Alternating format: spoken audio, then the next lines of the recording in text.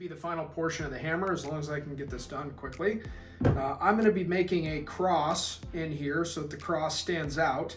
Another form of removing weight in the material of this surface. So I'm going to take a Dremel out the basic shape of the cross near closest to the edge, and then I'm probably going to use a bench grinder to grind in some of the area, and then I'll probably either take a hammer and just hammer in some spackle in the background.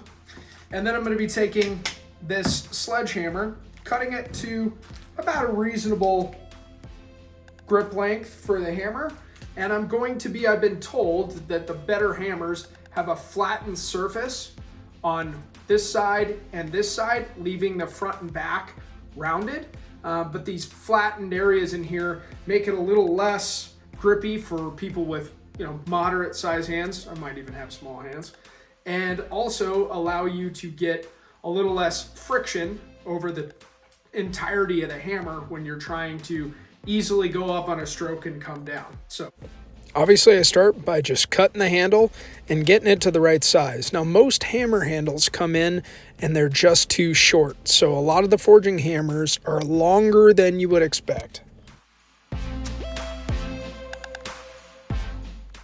Next, what I'm trying to do is I'm trying to create a ball at the end of the handle and flatten the sides so that you don't have a lot of friction when you're coming up and down on your vertical strike. But when you do end your strike, you hit a ball at the end of the handle that gives you a lot of kind of a flick of your wrist to be able to put the right amount of pressure down in the right spot.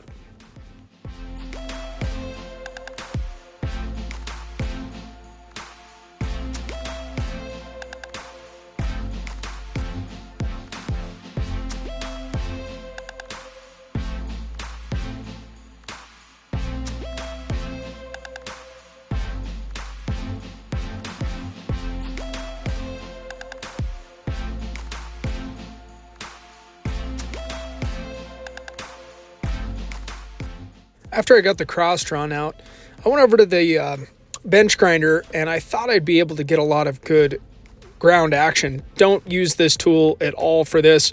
It just drug and stopped the grinder from rotating. So I went over to an angle grinder and used, good cutting wheels. But I would say make sure you stop farther back from where your marks are. You'll see by the time I finish the cross that I went over on a few of my lines. So I'm still trying to decide if I'm going to make the cross smaller to make it even, but right now it's still giving the same effect that I want.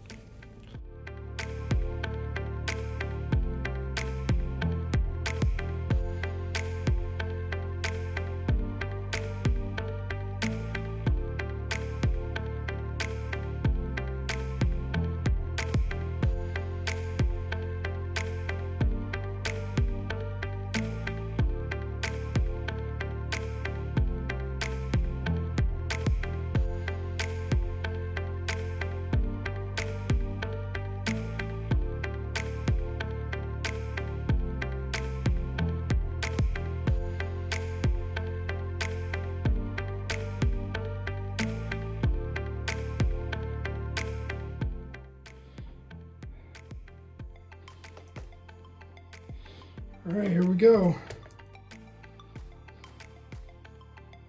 Pound 13 ounces. Now that I've got my hammer and I've got my handle, I'm hoping that I'm going to be able to put a little flame over this to draw out the natural wood texture. And then I'm going to try and dye it and maybe see if I can put a coat of something polyurethane or something on it. But this should go together pretty nicely once I grind it up and get it.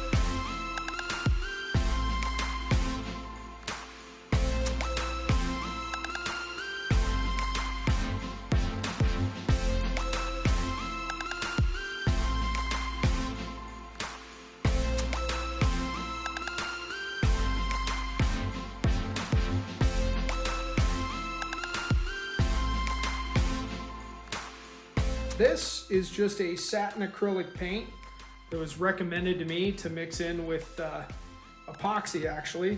And it's just what I have. It's blue. Blue's my favorite color. I'm just gonna try and rub this on this handle. I took it up to about 220 grit just to rub off some of the black, and I think it looks pretty good. So I'm just gonna rub this on, and anything that sticks, great. Anything that doesn't, you know, it doesn't. So let's see how this goes. Don't need it. Okay.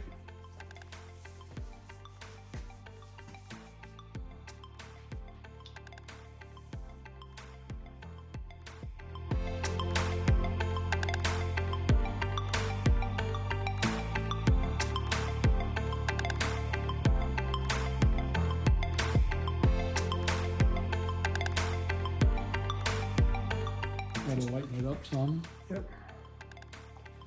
Okay. I just took everything off. I took everything off. Nothing soaked in? Well,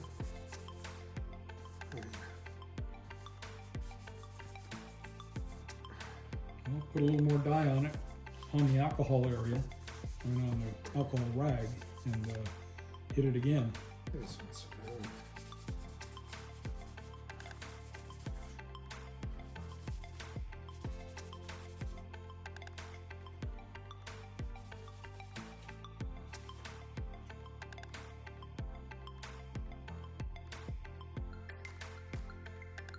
Maybe it's good enough. You can stop rolling. Now is put this hammerhead on. Typically, people will recommend you to go straight to concrete. I have chipped a lot of hickory handles by going to concrete and just dropping the handle down. So the way you do this is you put your hammer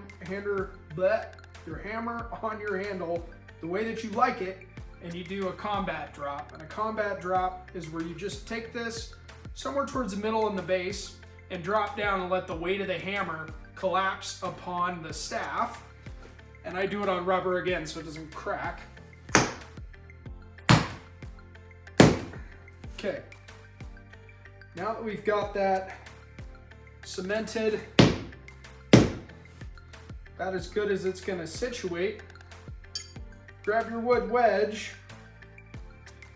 You get a piece on here. Sometimes it's a little hard to open, so I'll grab a hacksaw or a wood saw and just make sure that the edge that you had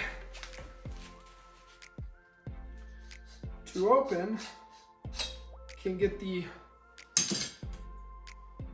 wedge in there so it doesn't crack or it will crumble. And this is important. You want to make sure that this wedge is pretty straight in here, because once you start hammering, this is going to be where it's going to be. All right.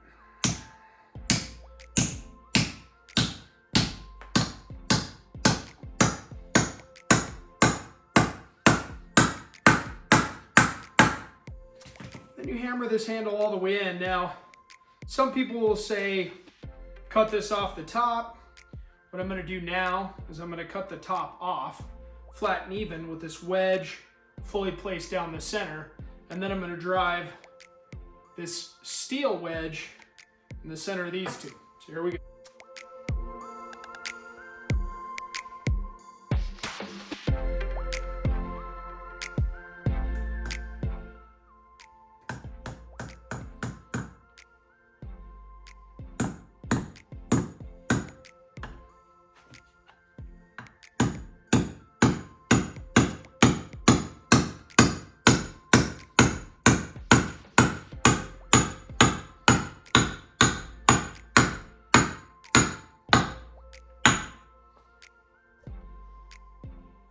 So I'm taking it over to the bench grinder, and all I'm doing is just putting on a little rouge and polishing this steel so that it hopefully won't rust, and then I'll coat it with some oil, probably some gun oil by the time I'm done.